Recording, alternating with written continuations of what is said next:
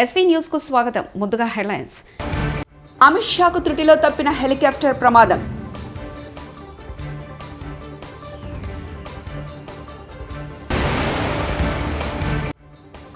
Vaikapa fan రెక్కలు ఊడిపోయాయి. పవన్ కళ్యాణ్.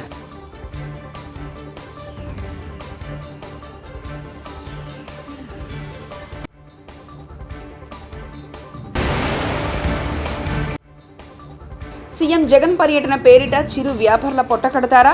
జేసీ ప్రభాకర్ రెడ్డి.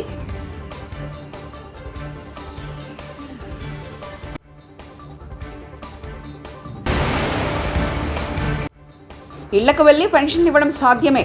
చంద్రబాబు కీలక press meet.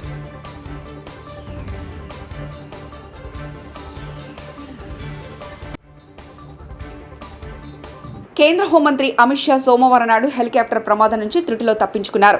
Lok Sabha ఎన్నికల ప్రచారం కొరకు బీహార్లో పర్యటిస్తున్న ఆయన జగుసరాయిలో నిర్వహించిన బహిరంగ సభలో పాల్గొని తిరిగి హెలికాప్టర్లో బయలుదేరినప్పుడు ఈ ఘటన చోటు చేసుకుంది.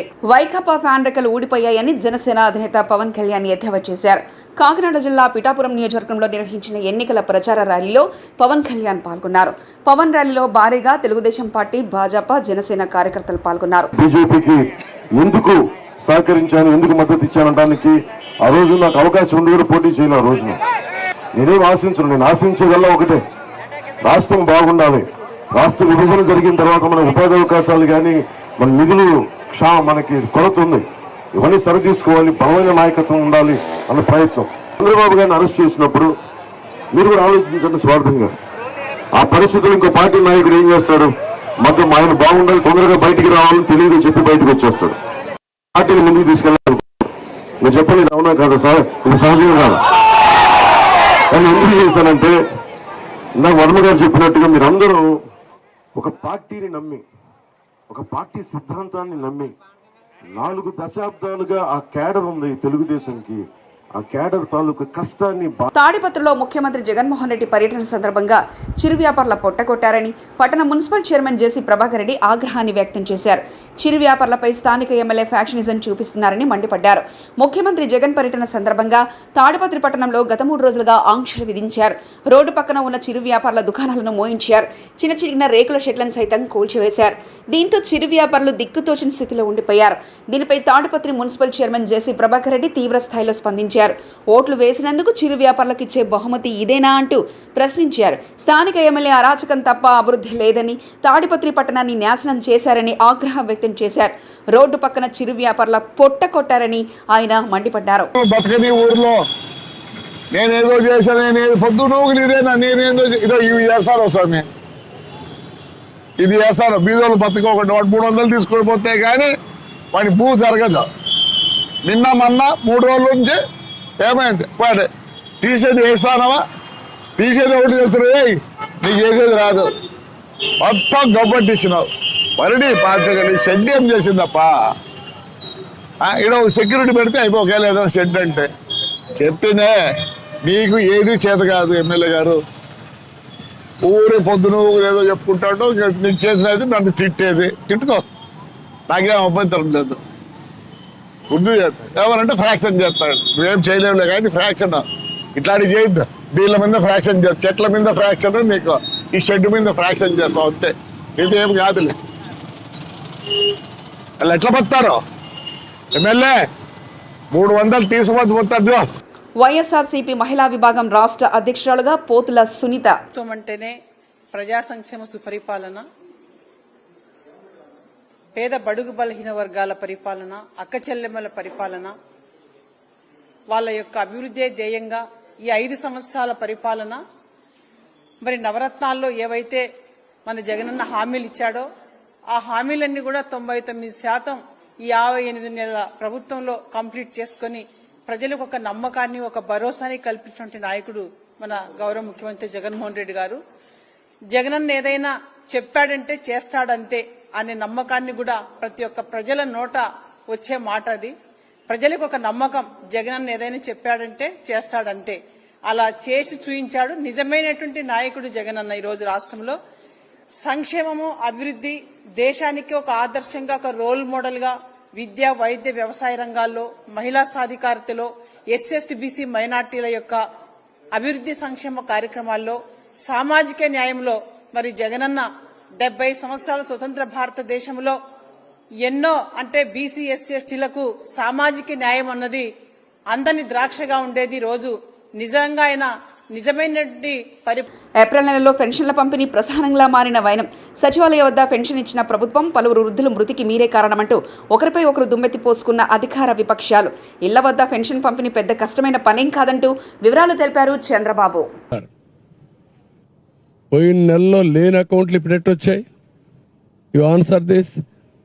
అంటే మీ కుట్రలు ఏం చేసినా ప్రజలు నమ్మతారని, లేకుంటే మేము కూడా ఒప్పుకుంటామని. ఇది ఏమాత్రం ఆమోదయోగ్యం కాదు.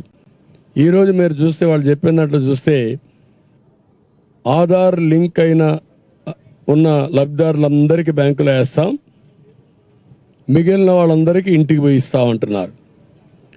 మొత్తం 65,49,000 మంది పెన్షనర్స్ ఉన్నారు. దీంట్లో 48,92,000 మందికి లింకులు దొరికాయి, వీళ్ళకి అకౌంట్లు దొరికాయి.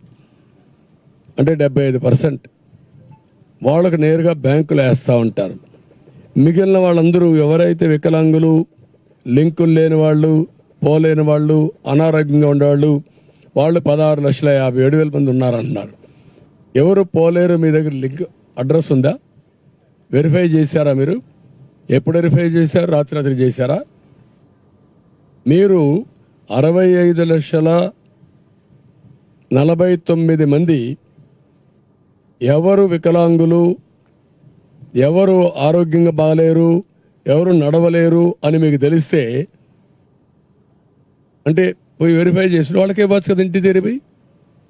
నేను అడుగుతున్నాను, నీకు 75% అకౌంట్లు ఉన్నాయంటున్నారు.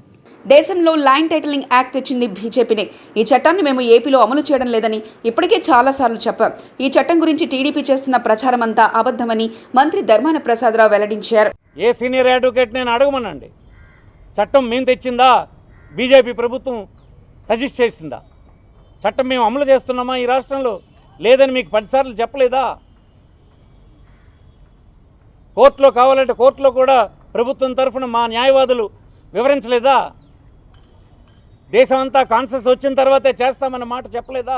బ్రిటిషర్స్ సర్వే చేసినప్పుడు చుక్కల భూములను నిలిచిపెట్టినటువంటి అయోమయంగా ఉన్నటువంటి 3 లక్షల ఎకరాల భూమి చట్టాన్ని సవరణ చేసి డాటెడ్ ల్యాండ్స్ అన్నిన్ను ఆ సాగులో ఉన్నటువంటి రైతులకు ఇచ్చేటువంటి చట్టాన్ని తెచ్చి ఇచ్చే కార్యక్రమం ఈ 5 సంవత్సరాల్లో జరిపించినటువంటి జగన్మోహన్ రెడ్డి నీకు భూములు తీసుకున్నట్లా కనిపిస్తున్నాడా? అబద్ధాల కోర్లు. మీరు ఎంత అన్యాయంగా మాట్లాడుతున్నారో. మొయినాబాద్ మండలం పెద్దమంగళారం గ్రామంలో పార్లమెంటు ఎన్నికలు గడప గడప ప్రచారంలో భాగంగా చేవెళ్ల ఎంపీ అభ్యర్థి రంజిత్ రెడ్డి, చేవెళ్ల అసెంబ్లీ ఇన్ఛార్జ్ ఫమేనా భీమాభరత్ ఆధ్వర్యంలో ప్రచారం నిర్వహించారు. ఈ సందర్భంగా కాంగ్రెస్ పార్టీ అభ్యర్థి ఫమేనా భీమాభరత్ మాట్లాడుతూ కాంగ్రెస్ పార్టీ కుటుంబ సభ్యులను, గ్రామ ప్రజలను, కార్యకర్తలను, నాయకులను ఉద్దేశించి మాట్లాడారు.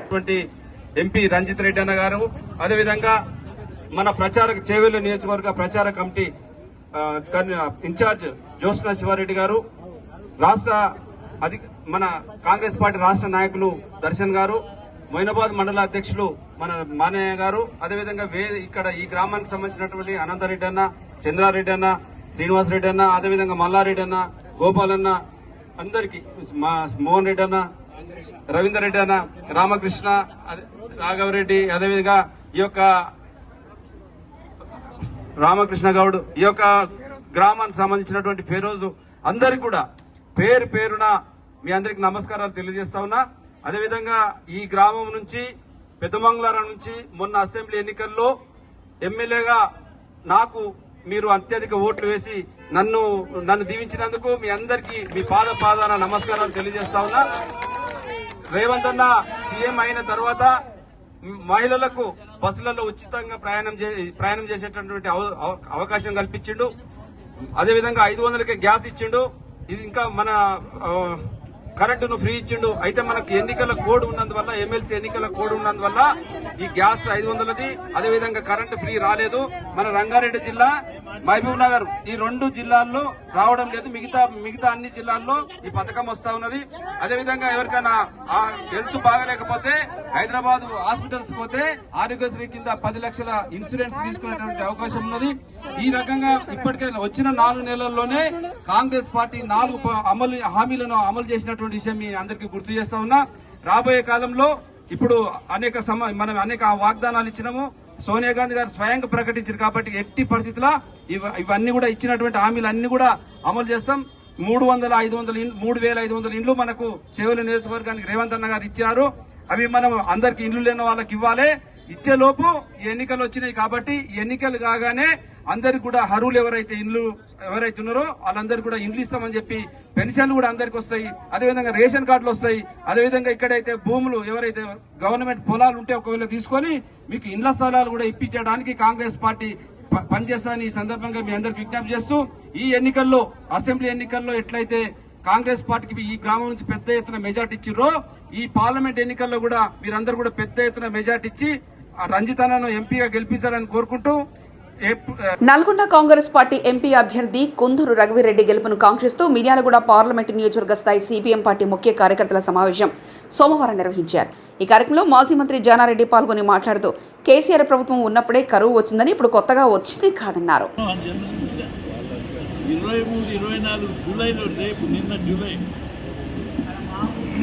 ఇరిగేషన్ ఇయర్ అంటే June to June, 23 June to 24 జూన్లో నీళ్లు లేవు, క్రాప్ హాలిడే అని ప్రకటించిన ఆయనే కేసీఆర్. 23 నుంచి ఇప్పటి వరకు వర్షం లేదు. ఇక కరువు ఎట్లా వచ్చింది? ఎవరు తెచ్చింది కరువు? నువ్వు ఉన్నప్పుడే కరువు స్టార్ట్ అయింది. నువ్వు ఇచ్చిపోయిందే కరువు ఇచ్చేళ్ళావు. రైట్. మొదటి 3 సంవత్సరాలు ఒక్క పంటకే నీళ్ళు ఉన్నాయి. కరువు అప్పుడు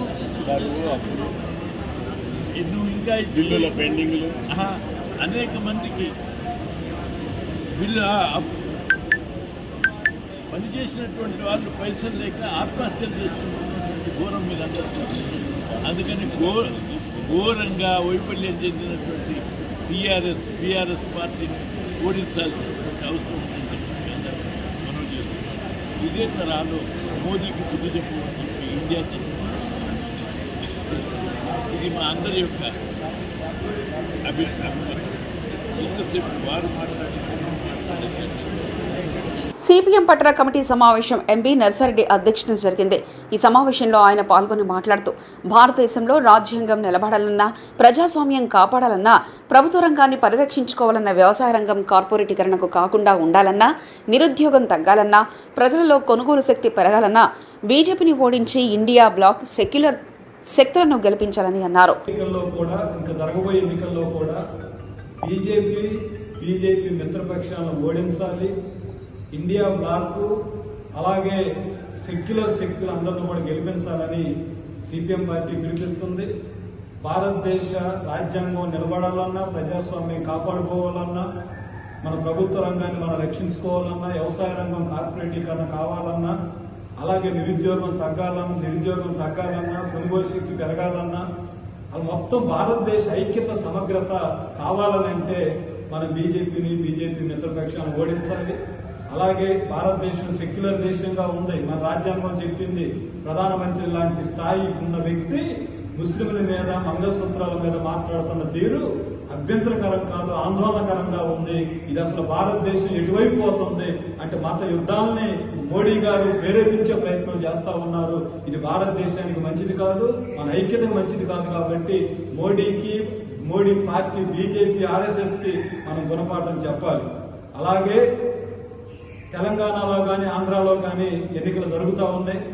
తెలంగాణ రాష్ట్రంలో సిపిఎం పార్టీ భువనగిరిలో పోటీ చేస్తూ ఉంది. అందరినీ కోరేది పార్లమెంట్లో ప్రశ్నించే గొంతుకులు కావాలన్నా, శ్రమజీవుల పక్షాన, రైతుల పక్షాన, ఉత్పత్తి వర్గాల పక్షాన పోరాటం చేయాలంటే కమ్యూనిస్టుల వాయిస్ ఉండాలి. అందుకు భువనగిరి జహాంగీరు గారు అన్ని రకాల అర్హత ఉన్నటువంటి వ్యక్తి, వారిని గెలిపించాలని మేము కోరుతా ఉన్నాం. ఇక మిగిలిన 16 స్థానాలు. అమిత్ షాకు త్రుటిలో తప్పిన హెలికాప్టర్ ప్రమాదం.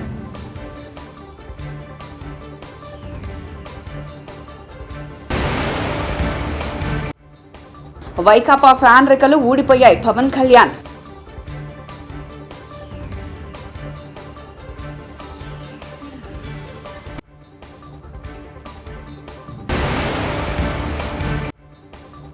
సీఎం జగన్ పర్యటన పేరిట చిరు వ్యాపారుల పొట్టకడతారా?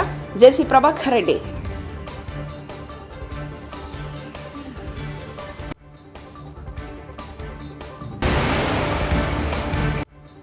ఇళ్లకు వెళ్లి పెన్షన్లు ఇవ్వడం సాధ్యమే. చంద్రబాబు కీలక ప్రెస్ మీట్.